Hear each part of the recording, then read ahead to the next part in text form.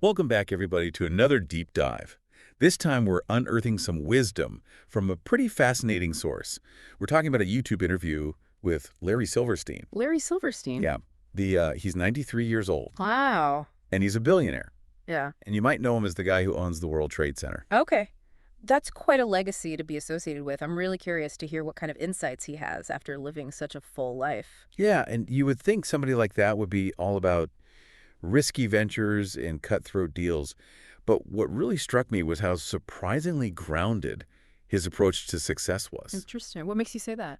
Well, he really emphasizes this idea of patience and the long view. Uh-huh. He talks about building his empire brick by brick over decades. Wow. It took him, he literally said, it took me 50 or 60, 65 years, of hard work. That's really fascinating, especially in a world that's so obsessed with instant gratification. That's a refreshing perspective. It's a good reminder that real success often takes consistent effort over a long period of time. Yeah, and it wasn't just talk either. He had this legendary work ethic. Apparently, his motto was, if you didn't come in on Sunday, don't bother coming in on Monday. Whoa. That's some serious dedication. I do admire his commitment to his work, but it makes you think about the potential downsides of an always-on kind of work ethic. Oh, absolutely. Yeah, you Yeah. got to have work-life balance for Yeah. sure. Right. But speaking of well-being, you won't believe what he had to say about stress. Oh, really? He actually thrived on it and credits it as a part of his longevity. That's surprising. Most people see stress as something to avoid, not embrace. Well, he would joke about how his doctors would tell him that stress is bad for him. And he'd say, I'm 93. I've lived my life of stress. How can I account for it? And they said, well, you're different. That's amazing. It seems like he had a really good sense of humor about it all. Yeah. And it does remind us that our perspective on stress can have a huge influence on its actual impact. Oh, absolutely. Yeah. He does admit, though, there's one kind of stress that really gets to him, and that's family illness. Yeah. He says that's when everything else takes a backseat. Yeah. Yeah, that's completely understandable. It makes sense. Our loved ones' well-being is ultimately what matters most. Yeah.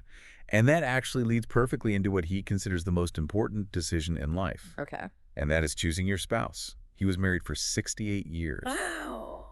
and really credits that as a cornerstone to his happiness and success. He emphasized how crucial it is to get that choice right. I understand his point about choosing the right partner, but don't you think putting that much weight on one single decision could be overwhelming for some people? You know, relationships can evolve over time. Yeah, no, that's true.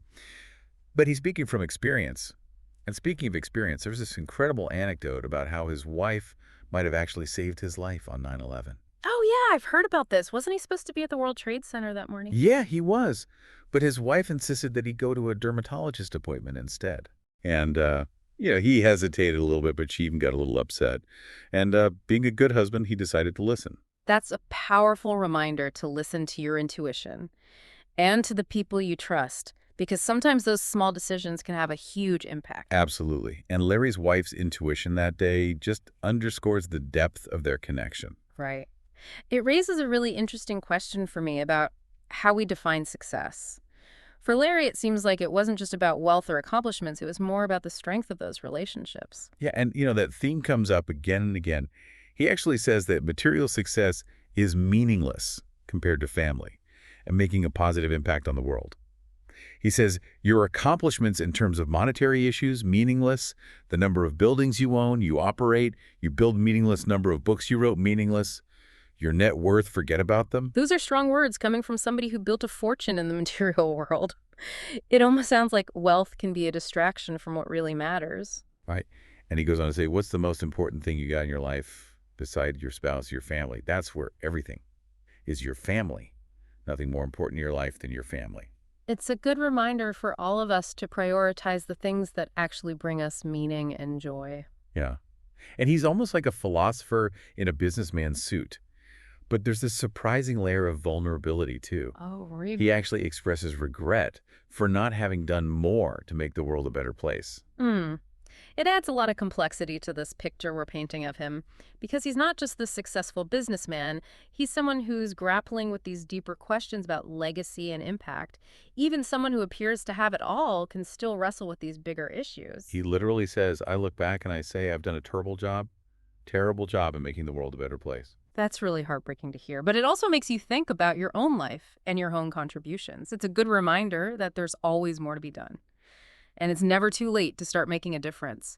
It's inspiring that even with all of his success, he still feels this sense of responsibility to make the world a better place. It kind of brings us back to his business acumen.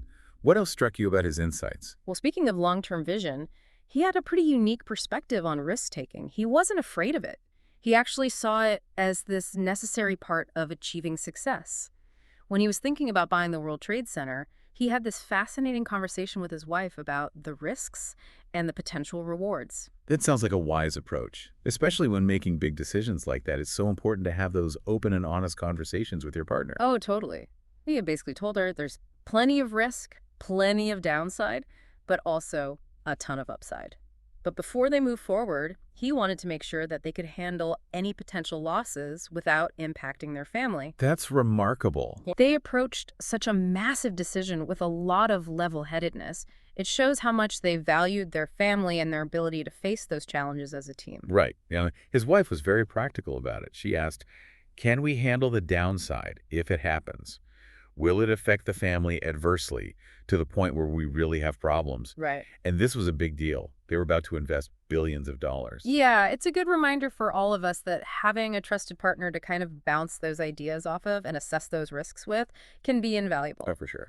Makes you wonder how many other successful ventures have come from these kinds of conversations. Oh, yeah. Between partners. Exactly. Not even just in business. Right. But just life in general. And this brings us back to Larry's experience on 9/11.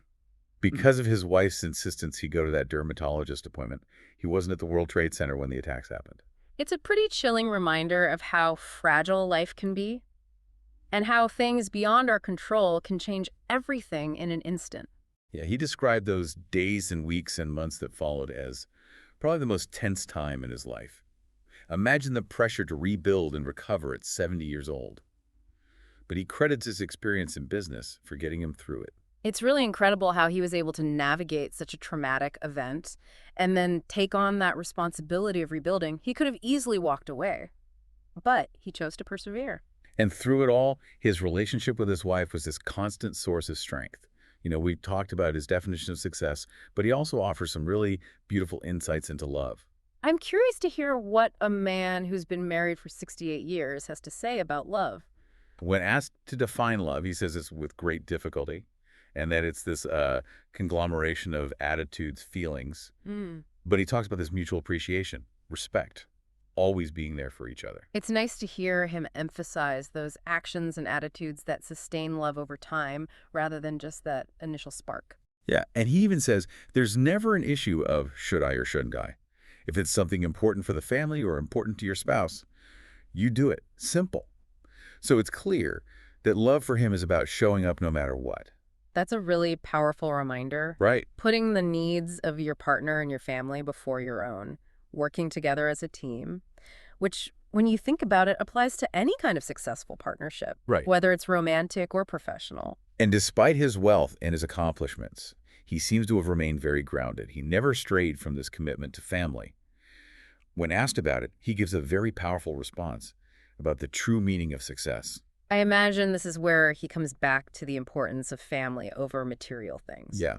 He says, when you get to my age, you look back, but what's obvious to me is that your accomplishments in terms of monetary issues are meaningless. The number of buildings you own, you operate, your build, meaningless. The number of books you wrote, meaningless. Your net worth, forget about them. Wow. He really wants to drive that point home. It sounds like he's urging us to shift our focus from that external validation to something deeper. And he goes on, he says, what's the most important thing you got in your life besides your spouse? Your family. That's where everything is. Your family. Nothing more important in your life than your family. That's beautiful. Family really is everything. Yeah, and there's this other layer to his perspective on success that I found really thought-provoking. He talks about the importance of making a positive impact on the world. Interesting. It seems like he's grappling with this idea of a legacy that goes beyond just his personal achievements. Right, and he says it's provided a dimension in life that's been spectacular. Because when you get involved where you can make a difference, where you can affect people in a positive fashion, you can make the world a better place. That's your obligation, Renz. Yeah. We're here for a purpose, to make the world a better place. It's so true. True fulfillment comes from using your talents and resources to make a difference. Absolutely. And yet, despite all that he's accomplished, he expresses regret for not having done more. He says, I look back and I say, I've done a terrible job in making the world a better place. It's a humbling statement. Makes you realize that no matter how much you achieve, there's always more to be done. Yeah. And it's never too late to start. It really makes you think about your own life and what you want to leave behind. Yeah. But speaking of legacy, he offers some really wise advice to his younger self that I think we can all benefit from. Okay, I'm ready for this wisdom. He says, be prepared for whatever it is you'd like to do or you want to do in your life. Make sure you're focused on it properly. Make sure you give it the time and attention it deserves to enable you to say, this is with confidence and intelligence. This is what I want to do, and this is how I expect to do it. And then be prepared to say to yourself, I'm willing to give it everything I got to make it succeed, because you can't do life halfway. That doesn't work. That's really powerful. It's all about intention and giving your all to whatever you set your mind to. Yeah, and he goes on to say, if you really want to get there, there's only one way. Give it everything you got, work your tail off to make it happen, but the most important thing is your family. It's a good reminder that true success isn't just about achieving things, it's about balance Right? and prioritizing the things that really matter. Larry Silverstein.